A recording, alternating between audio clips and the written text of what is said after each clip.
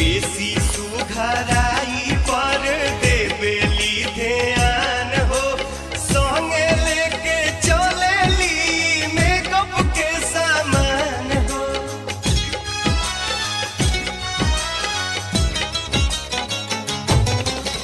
बेसी सुघराई पर देवेली ध्यान हो, संगे लेके चलेली मेकअप के सामान हो।